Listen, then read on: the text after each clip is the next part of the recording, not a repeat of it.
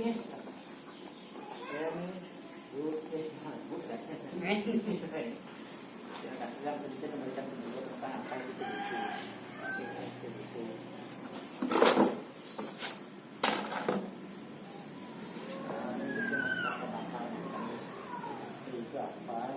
Itu adalah penyakit menular yang disebabkan oleh bakteri Mycobacterium tuberculosis.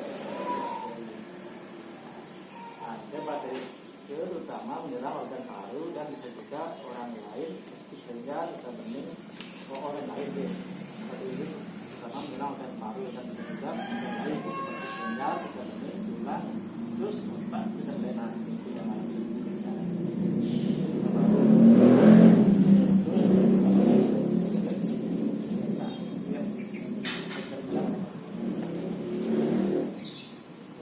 TBC itu kan penyakit keturunan, kan juga karena kesalahan masa lalu atau bukan, dan juga karena penyakit keturunan genetis.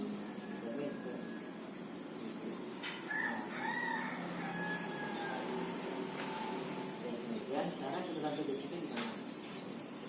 Kalau itu baru mesti dahak, A1 dan B. Kemudian sekali baku dapat mengandung lebih dari 3.000 dahak, dan dalam satu dahak itu dapat mengandung 3 bakteri TBC yang menyebar di udara. Pastikan dahak ini yang mengandung TBC dapat terhirup siapa saja di sekitarnya, maksudnya dalam paru-paru sebagai lain. Kemudian sistem kekebalan tubuh dapat melawan bakteri TBC di dalam tubuh. Jika kekebalan tubuh itu lebih kuat, pasti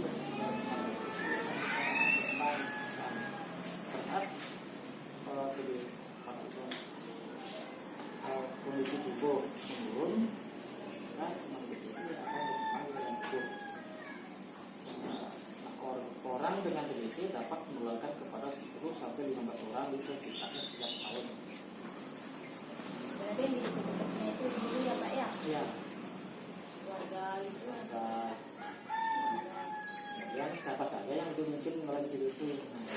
Ya, siapa saja yang mengalami TBC? Orang yang lebih mungkin mengalami TBC itu adalah orang yang kontak erat atau kontak serumah dengan pasien TBC, yang dekat TBC, atau dekat rumah, yang dekat dengan dia cerita, anak-anak bisa juga kena, orang tua, lansia, orang dengan gizi kurang, gizi buruk, orang DM, kencing manis, juga bisa kena TBC, perokok, orang yang kena HIV.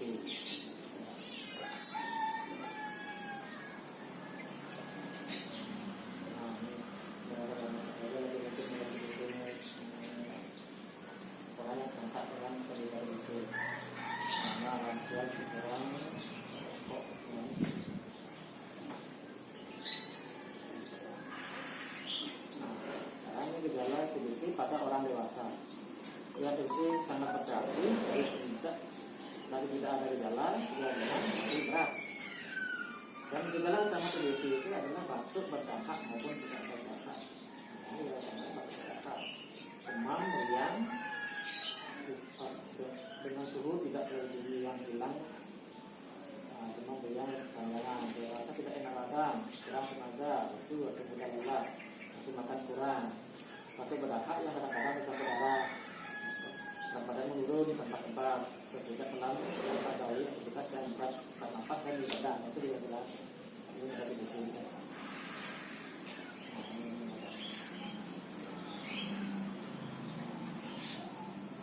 Dan ini adalah TBC pada anak. Nah, kalau pada anak dengan ada salah satu keluarga TBC, baik dengan atau tanpa gejala dibandingkan atau bagaimana ada tidak ada gejala untuk anak secara diperiksa. Gejala TBC pada anak dapat berupa berat badan turun, terbang, demam, yang tinggi, jangka waktu lama 2 minggu, sampai 2 minggu, berulang-ulang. Anak terlihat itu tidak aktif dan mudah lelah, nafsu makan sangat turun, semakin lama yang semakin lama. Itu adalah TBC pada anak. Nah, apa saja pemeriksaan TBC pada orang dewasa? Orang dewasa kan melalui itu diketahui TBC. Cuma TBC dilihat dengan mikroskop atau dengan menggunakan mesin cepat, itu namanya ICM. kali pengambilan dahak saat kunjungan lapangan dan pagi saat setelah bangun tidur. Petugas bisa menambahkan informasi tentang pemeriksaan yang ada di layanannya. Dan pemeriksaan yang lainnya sesuai dengan dokter. Pemeriksaan yang lengkap adalah mengikuti pemeriksaan sesuai dengan dokter sampai dapat disebutkan dari positif atau negatif.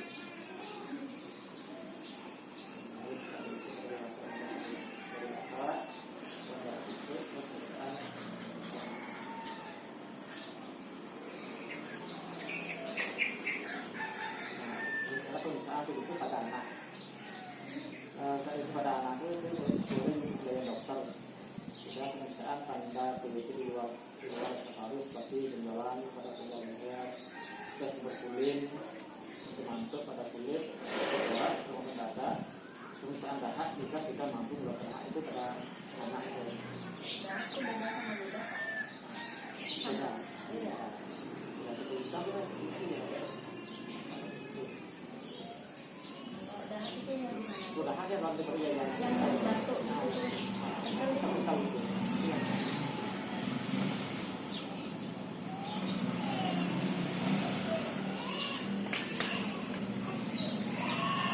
Kita ada cara untuk berusaha sama ada caranya.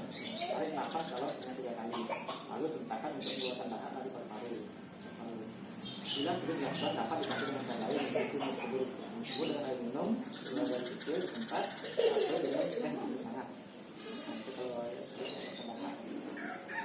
nah, warna dahak yang benar itu warna putih kekuning-kuningan atau kehijauan dan bentuknya lebih kental dari hijau. Misal, dan kumpulkan dahak di pot yang diberikan oleh petugas. Jangan lupa cuci tangan dengan sabun dan air. Kalau dahaknya dicuci tangan.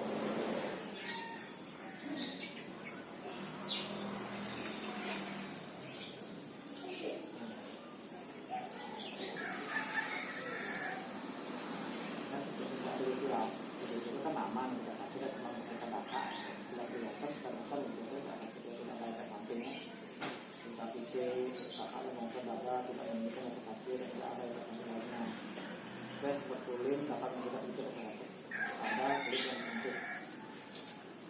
Pemeriksaan TBC di puskesmas secara benar tidak perlu lebih lama karena tak dapat menyampaikan rencana kedatangan kepada petugas seperti di puskesmas.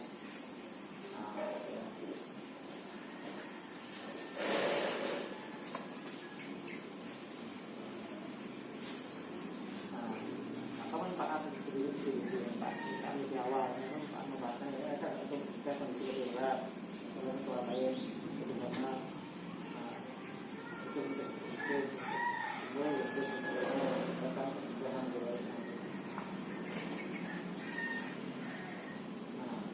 nah, cara pencegahan di situ. Pencegahan di situ adalah imunisasi pada bayi yang berlahir agar menjadi pembelah saraf seperti itu. Kemudian temukan melalui deteksi dini dan diobati sampai sembuh untuk memutus penularan. Menjaga lingkungan rumah yang sehat, cukup ventilasi, cukup cahaya matahari dan tidak lembab, tidak membuang dahak dan mudah sembarang tempat. Buanglah di toilet. Dan menutup mulut dan hidung saat bersih dan batuk. Menggunakan masker pada orang dengan yang tinggi yang masih menjadi pendapatan. Karena makanya harus isi secara teratur tidak merokok. Nah, untuk tidak isi.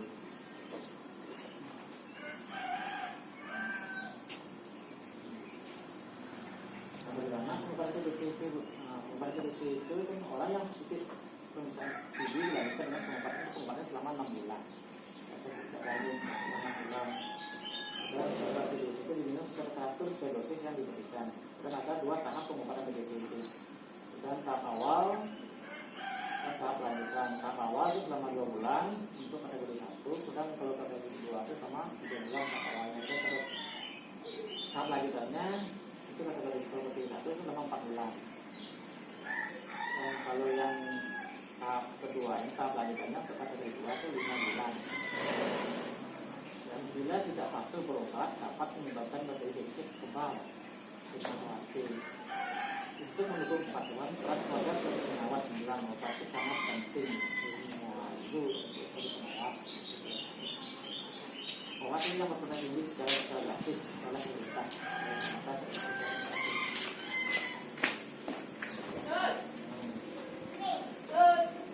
orang-orang yang pernah TBC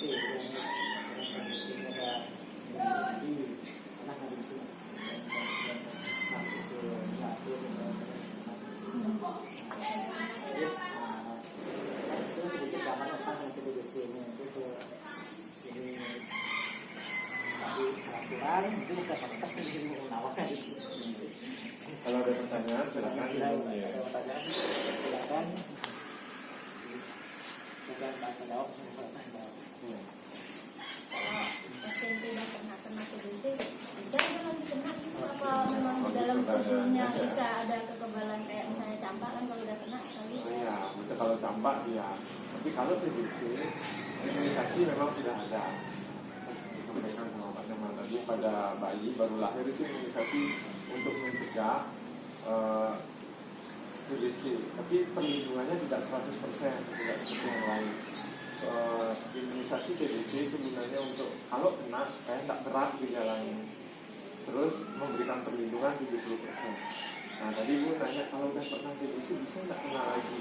Kalau udah diobati sampai sembuh, nanti kontak lagi misalnya. Kita kan nggak tahu di Indonesia itu banyak orang yang kena TBC karena daya tropis kan. Pas kekebalan tubuh menurun, daya tahan tubuh menurun, suatu saat nanti bisa kena lagi. Maka penting disampaikan pencegahan tadi. Itu pencegahannya misalnya kalau di rumah itu cahaya matahari biar masuk secukupnya, ventilasi. Karena pasukan TBC itu takut dengan cahaya matahari. Kalau kena cahaya matahari hitungannya menit mati. Tapi kalau di dalam rumah tak ada cahaya matahari masuk, tak ada ventilasi, lembab, berbulan-bulan hidup di dalam kamar. Makanya yang juga jadi pencegahannya juga kalau bermudah supaya di tempat yang mestinya di toilet atau ditampung dijemur di kasir penampungannya termudah itu dijemur atau diisi dibakar atau diisi lisol bisa supaya tidak kontak. Jadi juga penting disampaikan sama Pak Nyaman dan disampaikan bahwa tidak perlu malu, tidak perlu khawatir dengan TBC itu. Yang penting apa? Kalau kena atau misalnya positif itu harus berobat sampai sembuh. Ini ada obatnya. Beda ada penyakit yang belum ditemukan, ada yang sudah ditemukan. Jadi semua orang bisa kena. Kayak tadi dikasih contoh Pak Habibie bisa kena. Ya, artis pun bisa kena. Jadi penting untuk pemeriksaan sedini mungkin. Apalagi terpajang. Kalau pneumonia itu waktu kemarin katanya kalau jam 8 pagi harus jam 8 terus katanya. Oh gitu. Ya memang itu untuk pengingat. Ya tapi kalau misalnya telat 1 jam, 2 jam lah langsung nggak apa-apa. Ya. Pagi. Ya, pagi itu masih pagi. Ya jam 10 tuh masih pagi kan. Cuma untuk ngingetin kosong ya biasa jam 8 karena harus teratur. Nah tadi Pak Nyaman juga udah menyampaikan kalau nggak teratur minum obat, kuman yang ada di dalam tubuh, di dalam paru-paru itu bisa kebal terhadap obat. Kalau sudah kebal gimana Pak Nyaman pengobatannya? Bisa lama pengobatannya. Katanya Berapa pengalaman kemarin sampai 2 tahun pengobatannya. Ya, bahkan disampaikan TB yang kebal obat itu 2 tahun pengobatan. Jadi karena di Bali kan ada istilah takut hotel dan mau pergi mas itu. Enggak, males sekarang minum obat yang 6 bulan ini nanti jadi kebal, wah tambah berat lagi. Itu tambah 2 tahun berobat disuntik tiap hari 6 bulannya itu.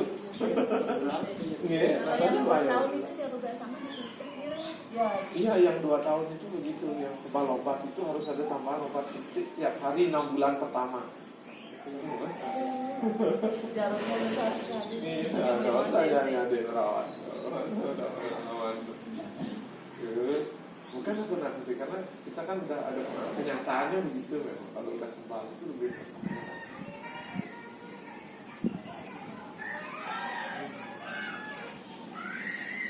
Jadi begitu memang tidak semua yang katakan sedikit memang tidak semua dikasih informasi Nanti kan di sini semua udah kayak keluarga gitu deh.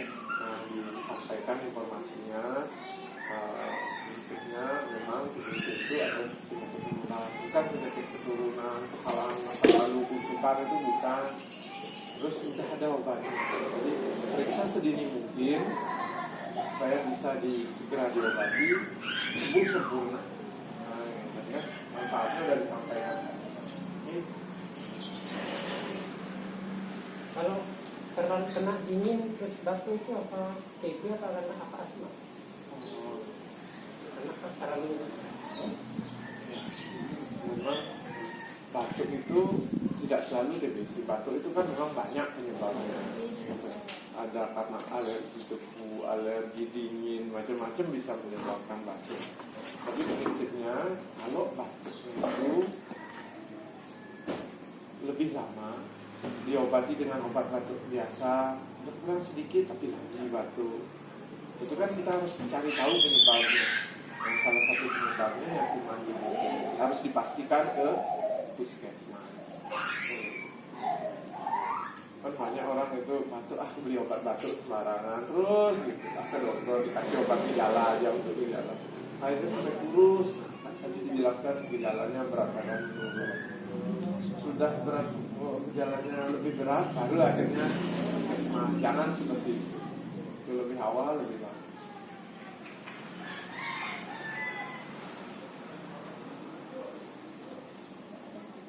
Masih banyak lagi.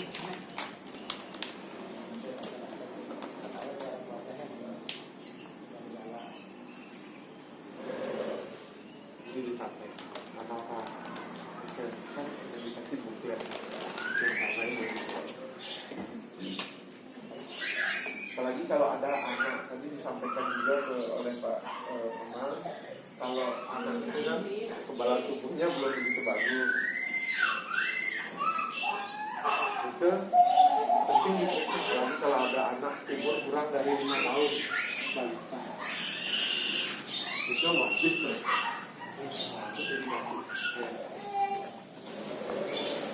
Ibu udah ada anak? Ada. Umur berapa? Tahu. 7 tahun. Satu aja. Ya nanti dijatuh. Idealnya dia diajak. Enggak sih dok, kalau mau kan mau politik ini kan banyak anak. Nanti KBS yang masker kalau mau gitu. Iya. Apalagi udah didukung oleh pemerintah. Pak Nyaman sudah bilang juga tadi pengobatan gratis. Tapi bukan berarti obat murah itu. Obat mahal, kualitas tinggi diberikan oleh pemerintah dalam rangka membebaskan Indonesia dari TBC 2030. Kan bertahap juga. Kemudian pemeriksaan juga sudah disediakan di puskesmas. Transport apalagi di Bandung sudah disediakan KPS. Nanti bisa memanfaatkan kontak. Kalau mau langsung juga nanti ketemu Pak Nyaman di puskesmas. Dikasih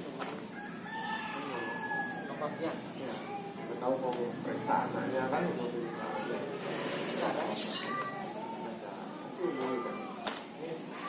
Nah ditunggu nanti di puskesmas.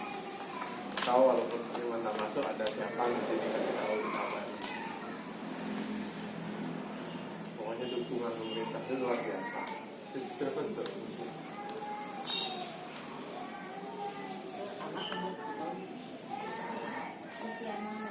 Liviana.